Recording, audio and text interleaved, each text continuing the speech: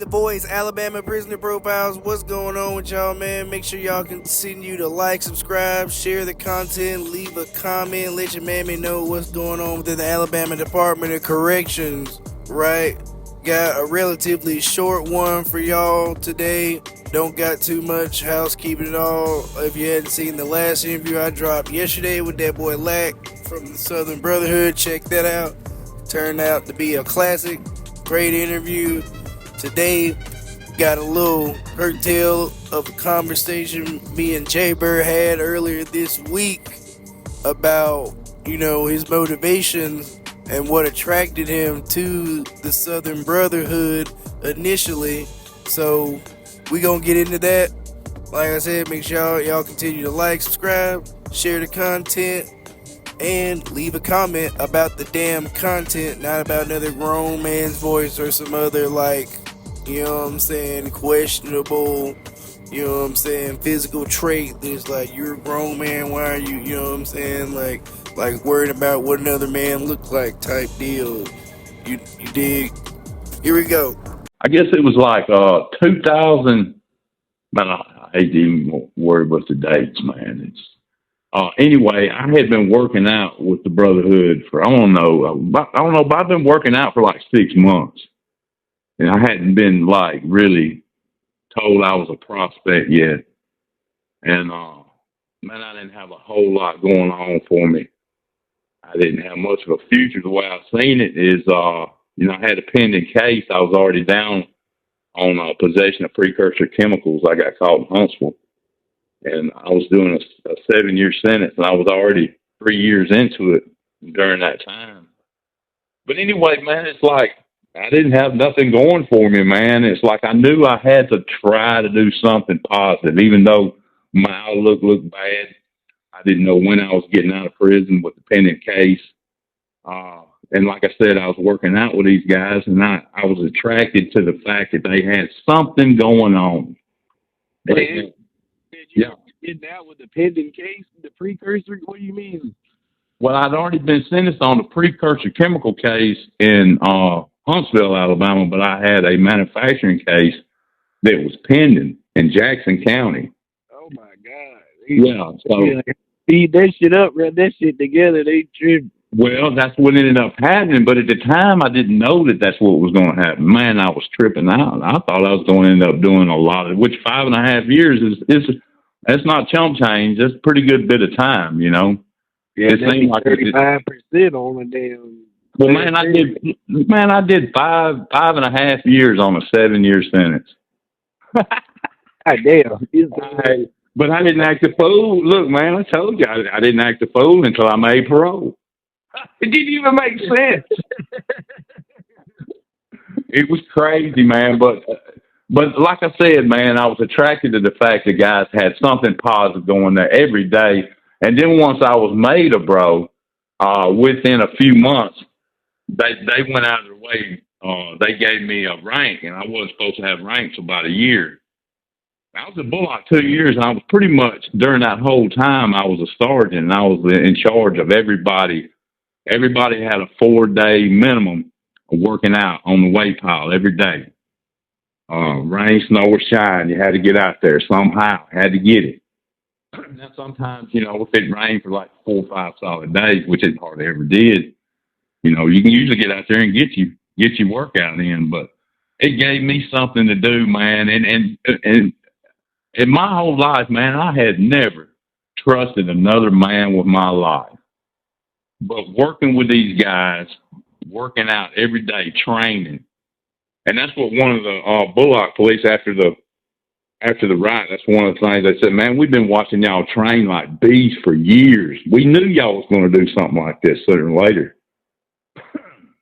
But they wasn't mad about it because it wasn't, we wasn't being ugly. We just standing up for ourselves. It wasn't nothing about race or anything like that. It was just us standing up for ourselves. Right. But the black guards, when they sent us out, said, man, y'all really done the right thing, but, it's against DOC rules. We hate to see you go, But they wouldn't have did that with any other organization that probably had 200 people on it, but they gonna ship everybody. Yeah, well, they shipped they shipped. It was 12 of us. They shipped 5 to St. Clair. I think. Let's see, 5 to St. Clair, 4 to Holman, and 3 to Easterly. And I think that adds up to 12. I'm pretty sure that's the Easterling number. still a punishment prison back then? Do what now? Was Easterling still a punishment, quote unquote, prison? Yeah, pretty much. It was a disciplinary camp, and you couldn't smoke. And I've never been there. I don't think I could have done time there. I've never heard anything good about that place. Never. Yeah. All the way from the warden being corrupt and just terrible. But yeah, man. Long story short is once I had been working out with these guys, like I said, I was in charge of the workout schedule. I don't even know if I said that, but I was in charge of the workout schedule as a sergeant. That was my duty. And man, it gave me something to do. I was doing something positive, and I was helping other people out. You know, I was on the weight pile every day, pretty much. And it was like I was my own science project. I could go through that child line so many times because, like I told you before, and it's not being racist by saying this. It's just something I figured out, just observation. There was a bunch of white guys, bald-headed white guys at Bullock at that time, and I believe that they just thought we all looked alike. I would go through that child line 3 or 4 times, and I'd hit that weight pile. I got up to 273 pounds. But there was a certain point. I want to say like a year before the riot, I had never felt that I had never trusted another man with my life. And I had never felt that. That's true brotherhood. That's the same kind of, I can't really compare myself to an actual war veteran or anything like that. I'm not nowhere near trying to even compare it to, but it's the same type of brotherly, brotherhood, when you had especially in that environment, like these different. I definitely compare it to being like a soldier to a degree. Yeah, to keep your guard up all the time, man. It's not. Certain places like at St. Clair, you like the old saying, you cut the tension with a butter knife, But you never had to worry. You keep your box unlocked there because it was understood. As you break in a man's box, you're liable to get your head cut off. That's the mindset at St. Clair. Whereas your level 4 camps, they're all about fist fighting, 4 and 5 on 1 or whatever. The level 4 is more gladiator school, but once you get to the level 5, it's like it's time to grow up. I like the idea I didn't have to lock my box, and I didn't understand it when I first got there. And it was almost like my cellmates, like they felt like I didn't trust them. It was weird. It was real weird. They're like, man, you can leave your box unlocked. I was like, well, I'm not in the habit of doing that. But he's like, yeah, leave it unlocked. I said, all right. But it's just a whole what you do with the lock? That's a weapon for a later date. Yeah, save that for a later date. Just didn't put it in a sock. I know that I couldn't put it in a sock, but it was all hanging on my box. Yeah. Okay. But yeah, man, like I said, bonding with those guys and actual feeling of trusting another man with my life, I took that out into the real world, and a bunch of us got together, banded together, and we started a motorcycle club in 2009, I believe. When I say started, we started and finished because we got out of we didn't want to be in the politics of the motorcycle club world. And that's really all I need to go on. I don't need to say nothing else about it. You got enough going on with the gang politics, I guess, or the organizational politics. You can't add motorcycle club politics. Yeah, man, that's the thing. Like it's so much politics when it comes to motorcycle club, and like we just we we're used to running the shows, just like in the state of Alabama. We are the OGs in Alabama, for real. We came up with 23 rules, 14 words, and